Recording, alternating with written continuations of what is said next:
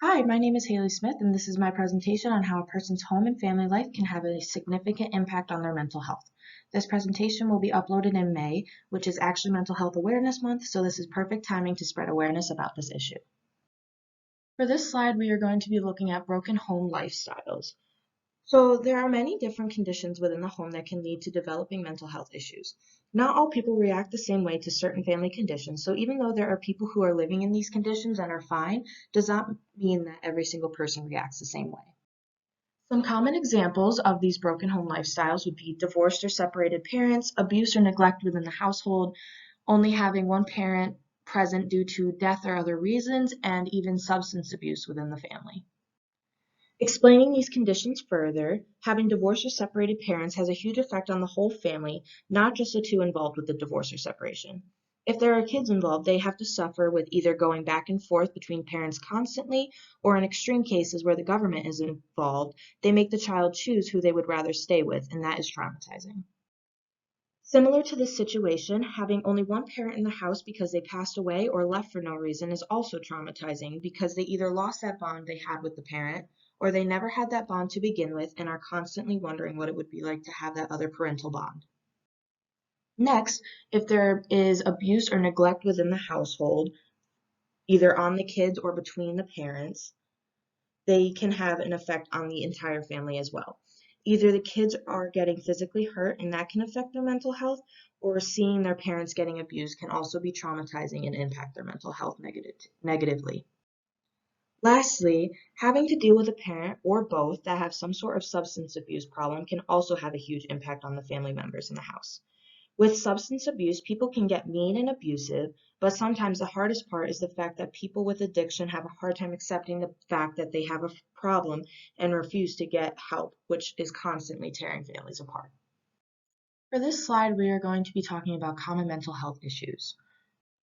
Mental health is a very touchy topic, and so many people are affected by it each day.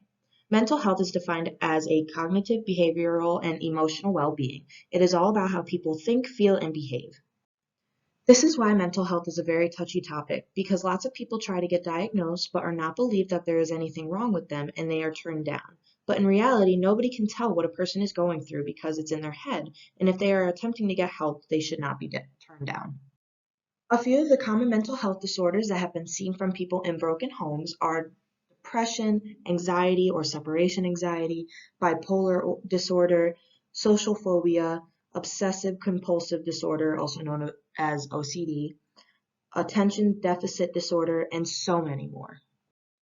Like I've said before, depending on the home situation, depends on how severe the mental condition and which kind of mental condition is developed. On this slide, I wanted to introduce some interesting statistics that correlate with the topic of family life affecting mental health. The first statistic I found was the bar graph labeled Child Behavioral Problems by Family Structure.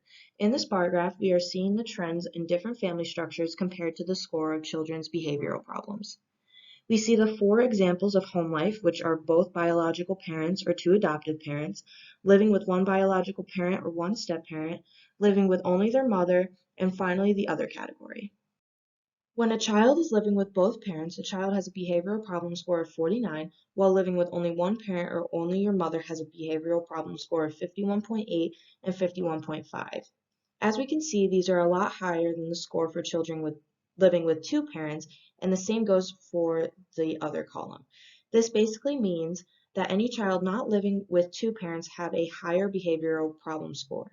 The reason I chose to include this bar graph is to show that having a broken family has a greater effect on child's mental health and behavior compared to a child that has both parents present. The next statistic I found is from a study that's goal was to find any association between family structure and the rates of hospitalization as an indicator for behavioral problems in children. This study had a population of 154 children, and it was found that only 11% came from intact families with biological parents, while the other 89% had some kind of disruption in their family structure.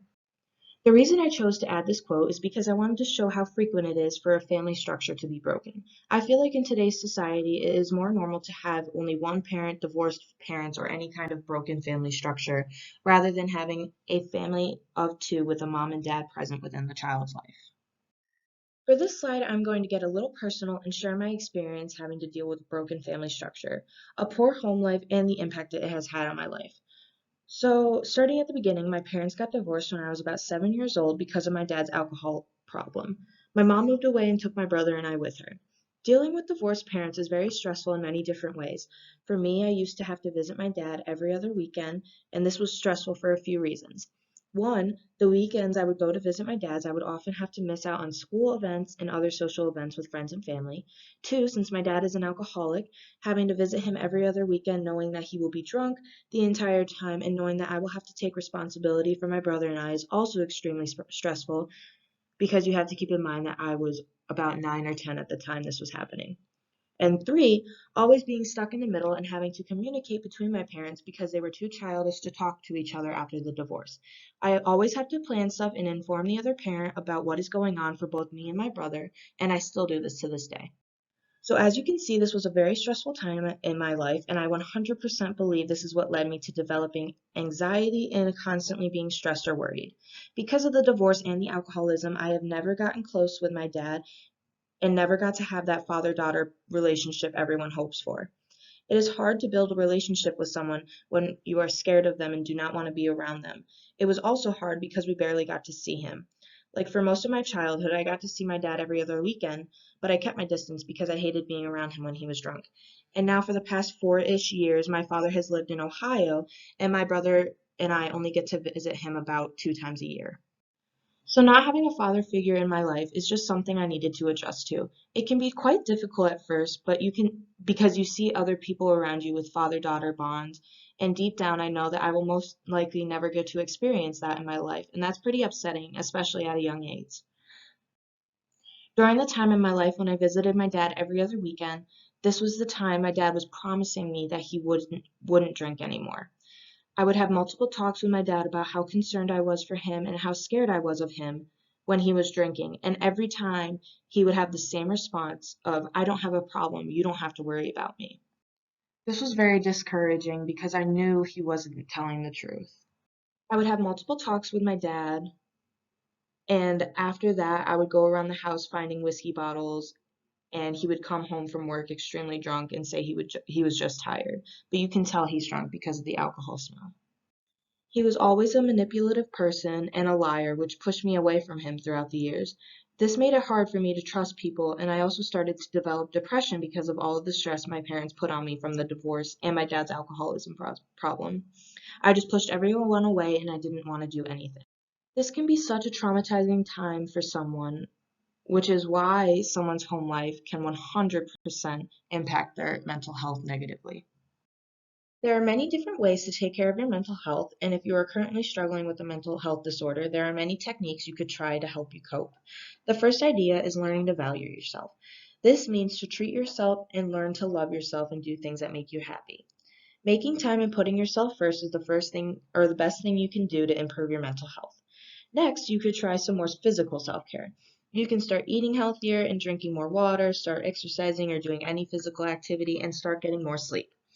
Doing these things can improve anyone's physical health, which can significantly improve your mental health.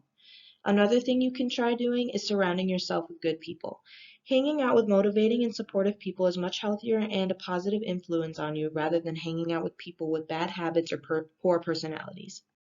Finding little things that make you happy and relieve your stress are also important to have. Everyone is different and have different coping mechanisms for stress, but some examples include taking a walk, listening to music, going for a car ride, playing with a pet, etc.